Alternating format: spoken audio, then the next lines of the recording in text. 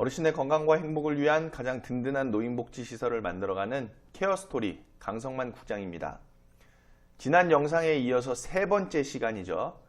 결산서를 통해서 노인요양 공동생활 가정의 운영 실태 들여다보기 라는 제목으로 이번에는 노인요양 공동생활 가정의 2019년 결산서 내역을 한번 들여다보면서 노인요양 공동생활 가정이 실제로 어떻게 운영되고 있는지, 수익은 어떻게 발생되고 있는지, 그리고 그 시설의 운영이 어떻게 이루어지고 있는지 그런 것들을 결산서 내역을 통해서 여러분들께 알기 쉽게 설명을 드리고자 합니다.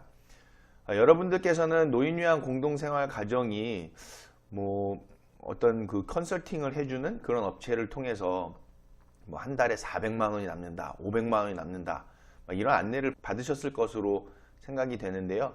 그러나 실제로 그렇게 수익이 발생하는 건지, 또 어르신들께는 식사를 얼마나 잘 제공해 드리고 있는 건지, 또 프로그램은 잘 제공이 되는 건지, 그런 거에 대한 전반적인 확인이 아마 이 영상을 통해서 이루어지게 될 것으로 생각이 됩니다.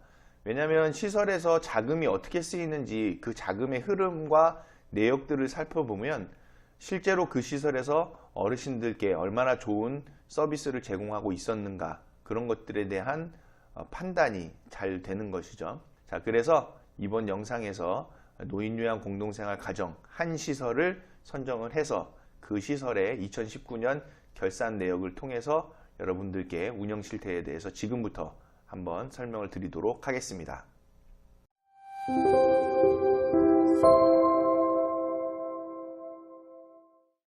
지금 보시는 화면이 경기도 P 지역, P입니다. P. 이니셜로 말씀을 드릴게요. 왜냐면은 그게 지역하고 이 지정일까지 알게 되면은 딱 시설이 압축이 돼 버리거든요. 그래서 경기도 P 시군시에 있는 노인요양 공동생활 가정의 2019년도 결산 내역입니다. 이 시설에 대한 그 간단한 정보를 롱텀 케어에서 장기요양기관 찾기 그 메뉴를 통해서 한번 살펴보니까 이 시설은 2014년 12월에 지정을 받았어요. 그러면은 벌써 한 6년 차 운영이 되는 거죠. 그래서 상당히 오랜 기간 운영을 하고 있었다라는 걸 알 수 있죠. 그 다음 식재료비가 간식비를 포함해서 1일 9,000원으로 잡혀 있어요. 그 얘기는 이제 한 끼에 대략 한 3,000원 정도 간식까지 포함해 가지고 이렇게 하고 있다. 그리고 정원은 9명 시설이죠. 그리고 현원은 9분이 계셨다라고 이해할 수 있습니다. 왜냐하면 물론 이제 그 2019년도에 어르신 인원이 8명일 수도 있고 7분이 계실 수도 있고 그럴 수도 있어요. 그렇지만은 현재 인원이 9분으로 계시고 오랜 기간 운영이 되어 왔다라는 것을 감안했을 때에는 아마도 이 시설에 어르신은 2019년도에 9분이 계속 계셨을 것으로 생각할 수 있겠습니다. 먼저는 세입결산서부터 보시면요. 노인요양 공동생활 가정은 세입과 세출이 매우 간단한 내용으로 되어 있죠. 그래서 이해하시기가 더 편한데, 먼저는 본인부담금 수입부터 우리가 살펴보도록 하겠습니다. 지금 본인부담금 수입이 현재 1,754만 8천원이 발생한 상황이죠. 그러면은 우리가 계산을 한번 해볼게요. 1,754만 8천 0301 나누기 12개월을 하면은 한 달에 본인부담금이 146만 2,335원이 발생했다라고 이해할 수 있겠죠. 그 중에서 이제 어르신이 9분이 계셨으니까 어르신 한 분당 한 달에 16만 2천원 정도의 본인부담금을 납부했다라고 우리가 이해할 수 있겠죠. 그러면 지금 2019년도에 3에서 5등급 어르신 수가가 51,820원이었어요. 일단은 16만 2,481원을 적어 놓고, 그 2019년 3에서 5등급 어르신 수가가 51,820원이었다.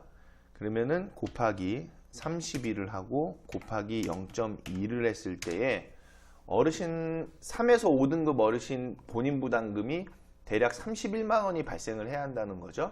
그런데 지금 평균적으로 16만 2천 원 정도의 본인 부담금이 한 분당 발생했다고 하면은, 그럼 결국에는 유추해 볼 수 있는 건 이 시설에 어르신 9분이 기초생활수급권자가 상당 부분 계신다든지, 또는 본인 부담금률이 12% 정도에서 8% 정도 내시는 감경 대상자 어르신들이 대부분이다. 9분 중에 대부분이다라고 유추해 볼 수 있는 내용이 되겠죠.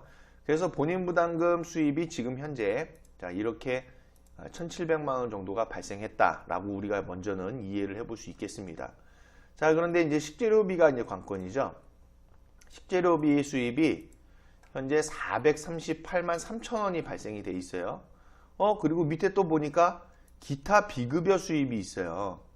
자, 그럼 이 기타 비급여라는 것은 어떤 거냐면은, 첫 번째는 간식비가 될 수도 있겠죠.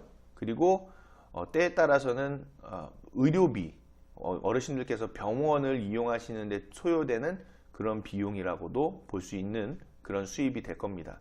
그래서 간식비와 의료비, 그런 것들이 포함되어 있기 때문에 이 기타 비급여 수입만으로는 이게 의료비인지 간식비인지는 알 수 없잖아요. 그래서 우리가 식재료비를 그냥 간단하게 유추한다고 계산해 보려고 할 때에는, 자, 이 부분도 먹는 거를 위한 다 수입이었다. 우리가 한번 그렇게 가정을 해 보시죠. 자, 그리고 나서 밑에 보니까 시도보조금으로 370만 원이 지금 들어와 있는 상황입니다. 자, 그럼 이거는 뭐냐면요, 이 시설에 기초생활수급권자 어르신들께서 입소를 하고 있는 상황이었다라는 거죠. 그러면은 기초생활수급권자 어르신들께서 식사하시는 그런 식재료비를 시군구에서 지원을 이 시설로 해드리는 거죠. 입금을 시켜드리는 거죠. 그래서 이 비용을 가지고 기초생활수급권자 어르신들의 식재료를 구매하는 데 쓰여진다라는 거예요. 자, 그러면 이 시설은 먹는 거를 위한 수입으로는 총 요 3개가 먹는 거를 위한 수입이었다라는 거죠. 자, 그러면 한번 더해 보실게요. 이 비용을. 자, 3가지를 다 더해 보면 4, 3, 8, 3, 하나, 둘, 셋, 000, 그 다음에 3, 2, 4, 5, 9, 9, 0, 그리고 3, 7, 6, 3, 8, 2, 0. 자, 이렇게 더하면은 총 1,130만 원 정도가 들어온 거죠. 자, 이거를 한 달로 한번 나눠보자.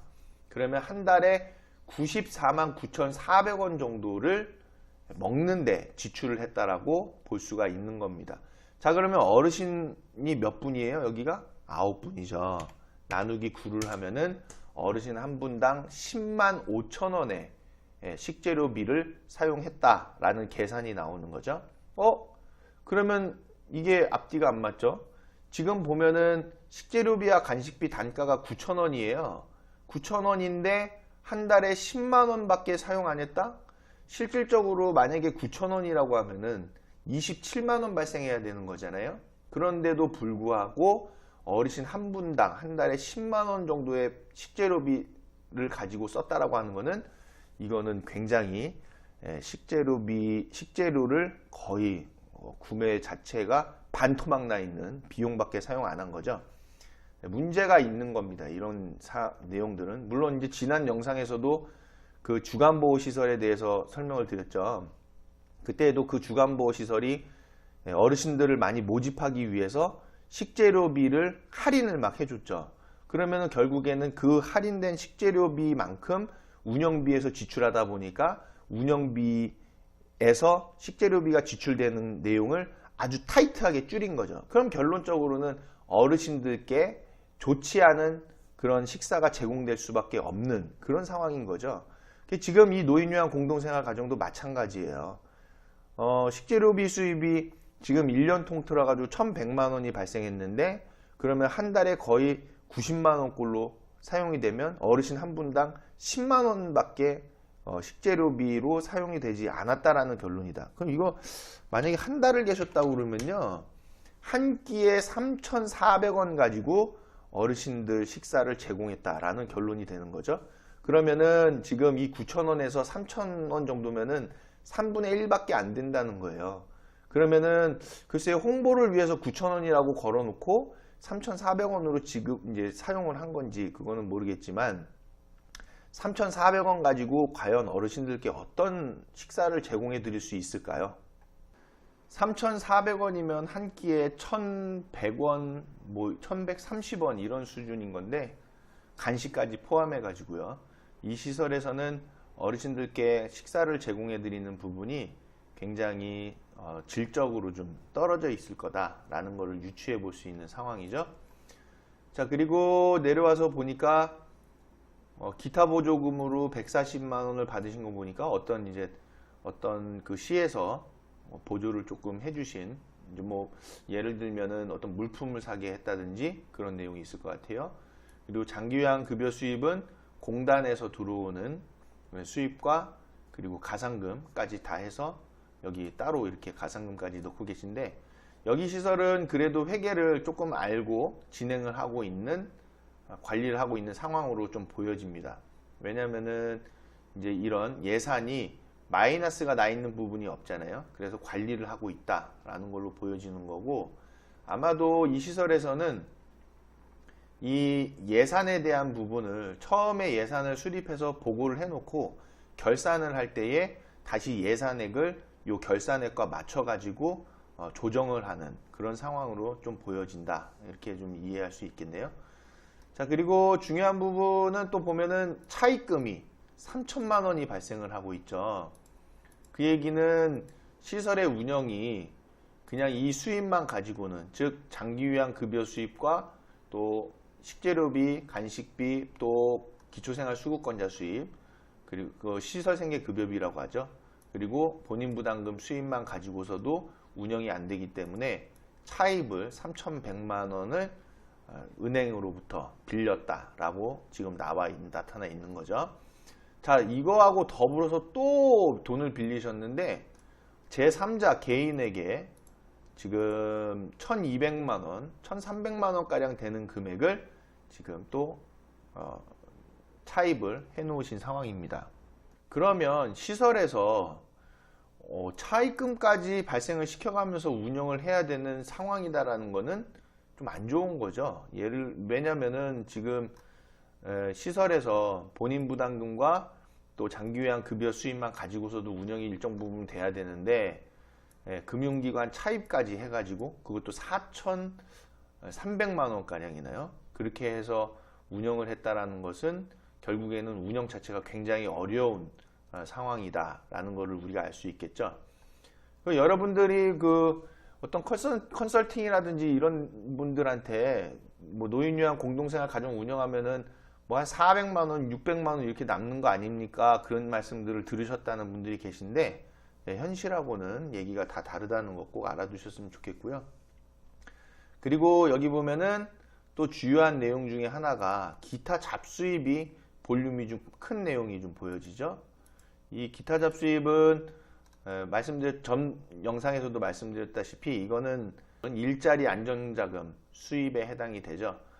그리고 어떤 수입이 발생했는지는 좀 한번 들여다볼 필요가 있는 것 같아요. 이게 8,400만 원이나 기타 잡수입으로 발생했다라고 하는 것은, 지금 여기 보시면은 여기 본인 그 공단에서 장기요양 급여 수입만 보더라도, 즉 공단 부담금과 가상금, 그 부분만 하더라도 1억 6,200인데 그거의 거의 절반 수준이나 되는 부분이 잡수입으로 발생했다는 건 상당히 큰 내용이죠.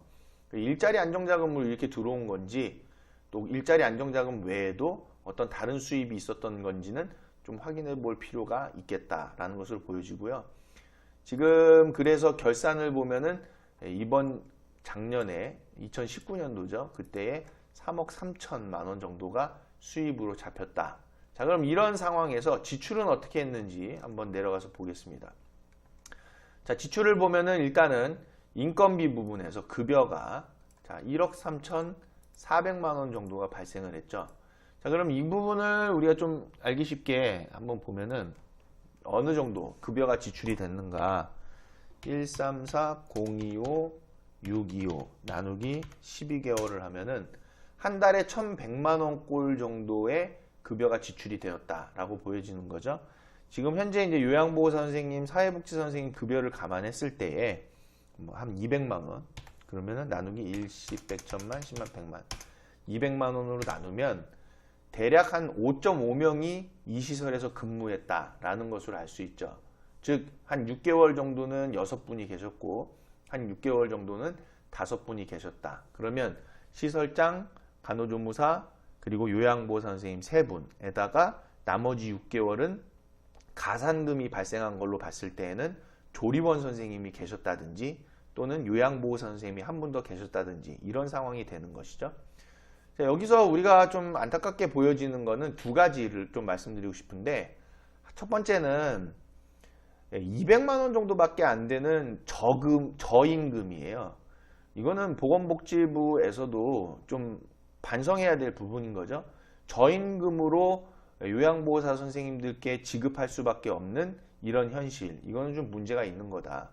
왜냐면은 요양보호사 선생님 3분이 공동생활가정에서 근무를 하시게 되면은 거의 24시간, 뭐 흔히 여러분들 들으셨죠? 퐁당당. 그거에 따라서 24시간 근무하시는 날수가 굉장히 많은데, 그렇게 힘들게 일하시는데도 불구하고 200만 원도 못 되는 급여를 가져가야 되는 이런 현실, 문제가 심각한 거죠.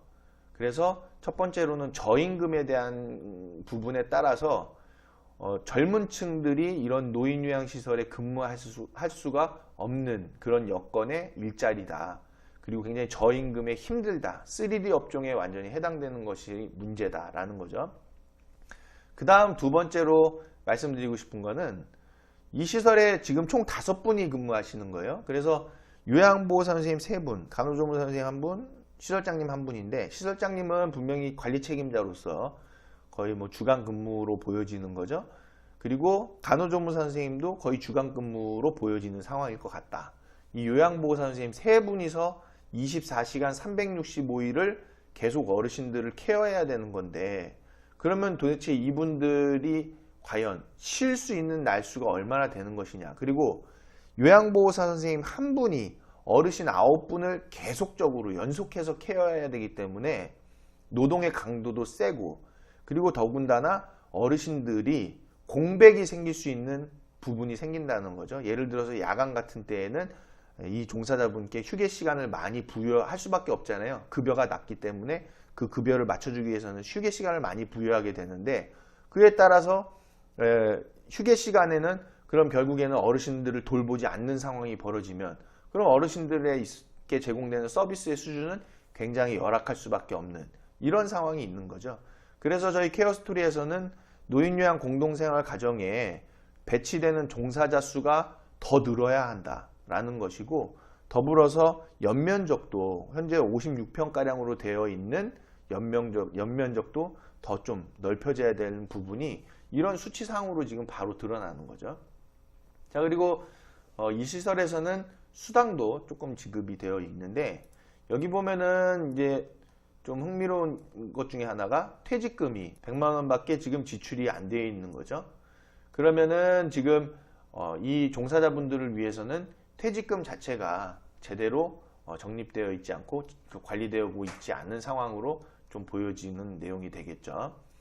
자, 그리고 시설에서 기관 운영비로 68만 1,000원이 들어가 있는데, 아마도 다른 기관들이랑 협력하고 하는 데 있어서 뭐 식사 비용이라든지 이런 걸로 한 60만 원 정도 발생하지 않았나 싶어지는 거고, 자, 회의비가 거의 돈이 지출이 안 돼 있어요. 그 얘기는 이런 비용에다 돈 쓸 상황이 안 되는 거죠. 즉 종사자분들과 어떤 그 업무 회의를 한다든지 또 운영위원회 회의를 한다든지 그런 때에 전혀 돈 지출이 되어 있지 않다. 이런 부분에 돈이 지출이 좀 있어야 회의도 좀 정식적으로 많이 할 수 있고 제대로 된 충실한 회의를 할 수 있는데, 건강보험공단에서는 뭐 예전에 평가에선 직원회의에 대한 것도 있었잖아요. 그런데 운영 상황 자체가 이렇게 되어 있고 또 수가에 따라서 운영비 자체가 모자른데 회의 정식적으로 해라라는 평가만 들이밀면은 이분들한테 오히려 좀 역효과가 날 수 있는, 또 현실적으로 맞지 않는 내용이잖아요. 그렇기 때문에 적절한 수가가 좀 정해져야 한다, 제공되어야 하는 건데, 또 그럴 수 없는 입장이 보건복지부나 그런 데에서는 이 시설 자체가 환경이라든지 또는 배치되어 있는 종사자가 상대적으로 적다 보니까 그만큼 수가도 적게 책정할 수밖에 없는 그런 상황인 거죠. 그래서 이게 참 앞뒤가 서로 안 맞는 그런 시설의 한 부분이 바로 이 노인요양 공동생활 가정의 현실이다라는 거예요. 이런 것들이 좀 개선이 돼야 됩니다. 분명히 시설은 소규모로 되어 있는 시설이 인원이 적게 계신 시설이 좀 더 쾌적한 생활을 할 수 있고 가정과 같은 시설이 어르신들께 필요한 거거든요. 그런데 그거에 맞춰서 종사자가 더 배치될 수 있게끔 법적인 부분이 정비가 되고 또한 더불어서 연면적도 어르신들이 1인실 위주로 사용할 수 있게끔 연면적도 바뀔 수 있는 그런 것들이 법적인 체계가 좀 바뀌어져야 되는 거죠. 회의비 빵원이라는 게 여러분들 지금 우리나라 노인요양 공동생활 가정의 수준이다라는 걸로 우리가 볼 수 있겠죠. 또 수용비 및 수수료 보세요. 220만 원밖에 지출이 안 되어 있는 상황입니다. 220만 원. 그러면은 지금 한 달에 얼마 정도죠? 20만 원 가량인 거죠. 자, 여기서 나눠보죠. 자, 2204100 나누기 12개월 하면은 18만 3천 원밖에 비용이 안 들었다. 즉 사무비 또 집기 사고 또 그런 실질적인 뭐 수수료 같은 것들 노무사 비용, 세무사 비용 이런 것들 다 포함해서 한 달에 18만 원 들었다. 그 얘기는 결국엔 이 시설의 그 운영 관리를 위해서 들어가는 비용이 거의 없었다라는 거죠. 그러면 세무사무소나 노무사무소 한 군데만 이용해도 거의 10만 원, 15만 원 나오는 그런 상황인데 그런 데 있어서 18만 원 들었다라고 하면은 거의 그 돈 지출이 안 돼 있는 건데 어쨌든 시설에서 1년에 이런 운영 관리를 위한 비용으로 18만 원밖에 지출이 안 된다는 것은 굉장히 열악한 운영이 될 수밖에 없는 상황이다라고 우리가 유추해 볼 수 있습니다. 자, 이번에는 공공요금과 세금에 대한 부분인데요. 이것도 지금 1,000만 원밖에 나가지 않고 있어요. 그러면 1,000만 원이면 한번 계산을 해보죠. 1, 10, 1, 2, 4, 8, 5, 3 나누기 12개월 하면은 한 달에 84만 원 정도의 공공요금이 지출되고 있었다. 그러면 난방비, 또 냉방비, 또 전기세 이런 것들을 다 따져놓고 봤을 때에는 과연 84만 원 가지고 56평형의 어르신 9분 또 종사자 5명이 생활하는 시설에서 공공요금으로 84만 원으로 얼만큼 따뜻하게 겨울에 지낼 수 있었고 또 여름에 또 쾌적하게 지낼 수 있었는지에 대한 거는 조금 우려스러운 그런 내용이 되는 거죠. 왜냐하면 한 달에 84만 원밖에 안 돼요. 실질적으로. 그렇기 때문에 공공요금의 지출이 굉장히 적었다. 특히 이제 보험료까지 포함해 가지고 계산한다고 그러면 보험료 뭐 100만 원만 잡아도 벌써 보험료 부분이 20만 원 가까이 한 달에 차지하는 부분이고 화재보험료에다가 뭐 이런 것까지 다 한다고 그러면은 굉장히 적은 비용으로 공공요금 운영이 되고 있었다라고 이해할 수 있는 거죠. 특히나 겨울에 난방비, 여름에 또 쾌적하게 시설을 유지하는 그런 비용에 있어서는 굉장히 적게 지출되는 비용이다라고 이해할 수 있겠습니다. 또 차량비가 72,000원 들었다는 거는 이제 어르신들 병원 모시고 가고 하는 데 있어서 차량을 사용하는 데 있어서는 거의 돈이 지출이 안 된 거죠. 자, 그런데 보면은 임차료가 2,000만 원이에요. 자, 임차료가 2,076만 2천 원이었다. 라면은 한번 우리가 그 저기를 한번 보시죠. 그 계산을 한번 해보면 20762 000 나누기 12개월 하면은 한 달에 임차료가 170만 원 가량 지출이 되고 있다는 거죠.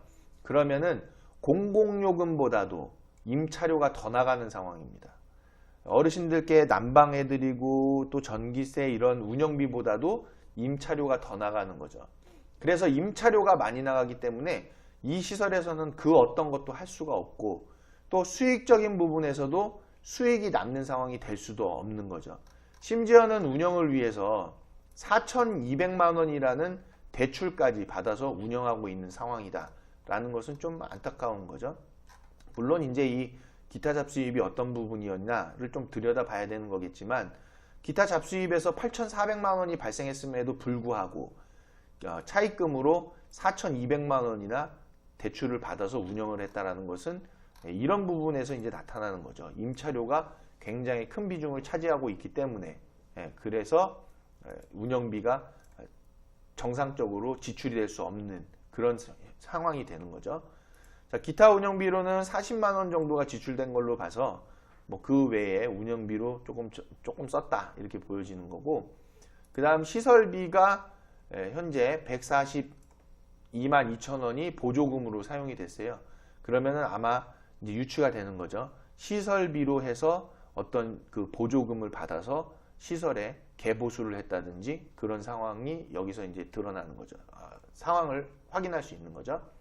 자산 취득은 거의 될 수 없는 내용이고, 그리고 시설 장비 같은 것도 유지하는 데 있어서 비용이 전혀 들어갈 상황이 못 됩니다.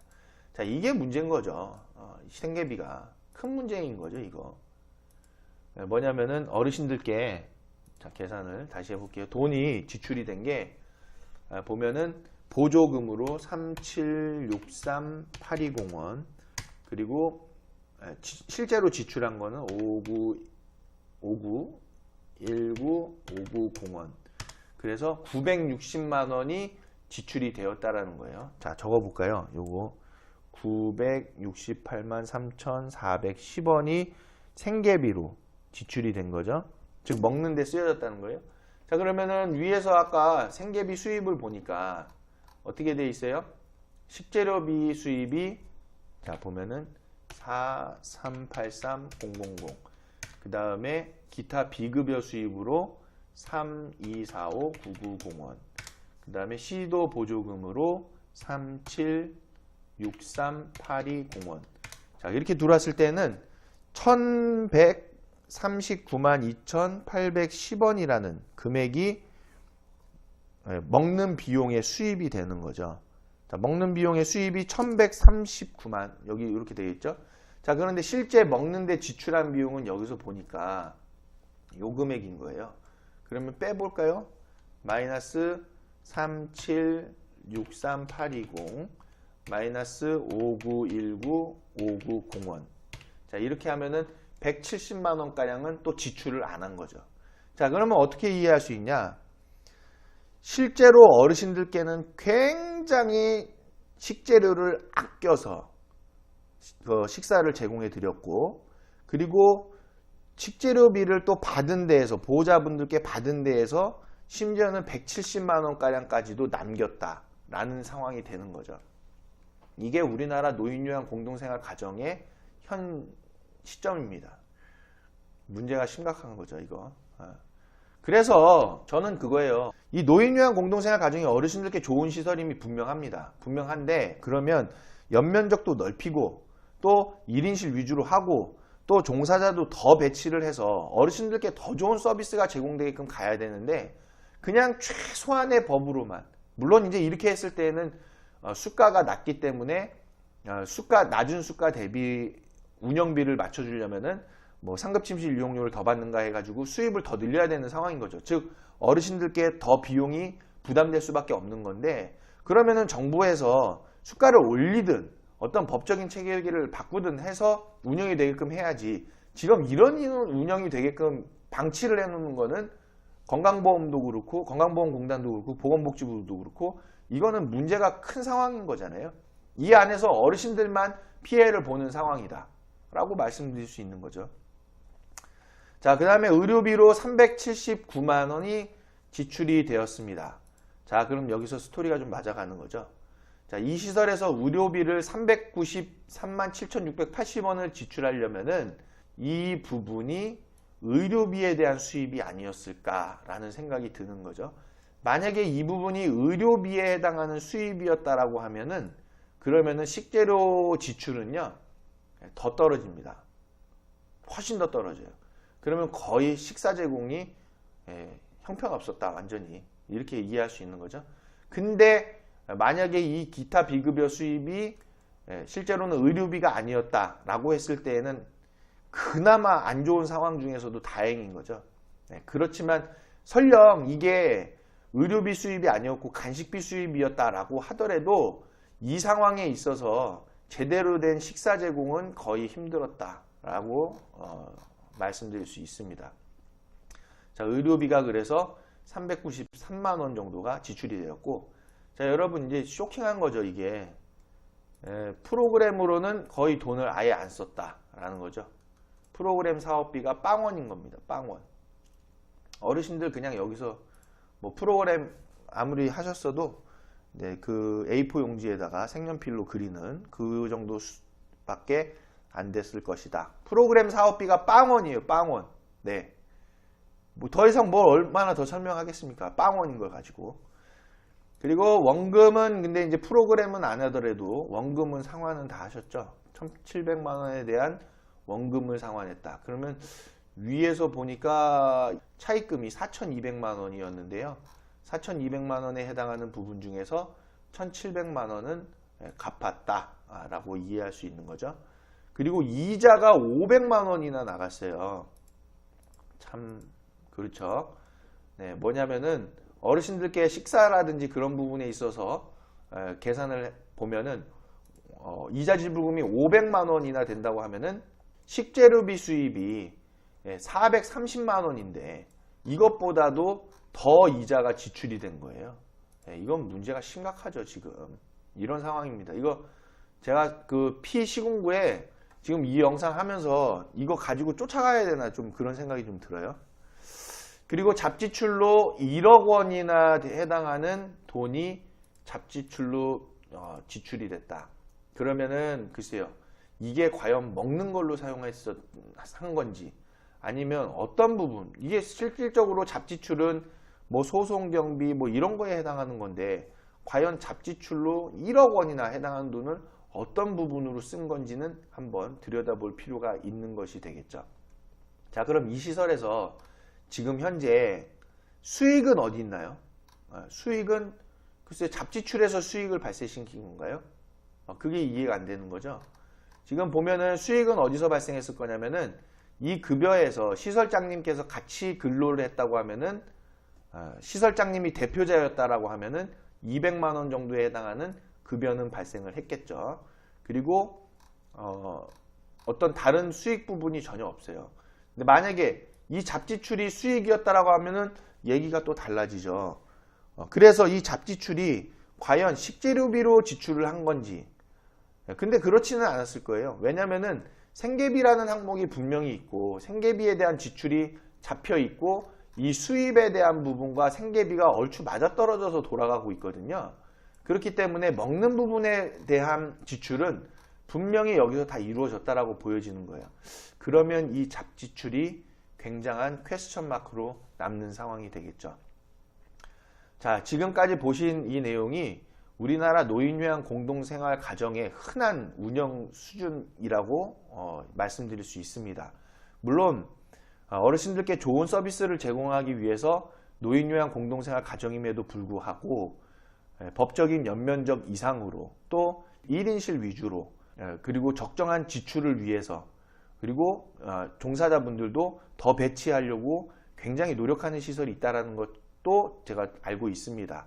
그리고 그런 시설들은 전혀 수익을 남기지 못하는 상황에 되어 있고 어려운 가운데에서도 어르신들께 더 좋은 서비스를 제공하기 위해서 노력하는 시설이 분명히 있다는 거 알고 있죠. 정말 노인요양 공동생활 가정 그 낮은 수가임에도 불구하고 어르신들께 넓은 면적으로 또 종사자를 더 채용해서 좋은 서비스를 제공하는 시설이 있지만 상당히 많은 시설들이 지금 보신 것처럼 이러한 상태로 운영을 하고 있다는 것은 굉장히 안타까운 일이 아닐 수 없습니다. 이런 운영을 통해서 고스란히 그 피해를 받는 부분은 어르신들께서 굉장히 고통을 받는 그런 상황에 시설 생활을 유지할 수밖에 없다라는 것으로 저희가 생각해 볼 수 있는 문제고요. 이런 문제들을 개선을 시키기 위해서 노인요양 공동생활 가정이 적절한 운영이 이루어질 수 있게끔 적절한 수입과 그리고 적절한 지출 그리고 쾌적한 시설이 마련될 수 있도록 다 함께 관심을 갖고 법 개정과 또 운영 방식의 개정이 이루어질 수 있게끔 함께 노력을 해야 될 것으로 생각을 하면서 그렇게 말씀을 드리면서 영상을 마치도록 하겠습니다.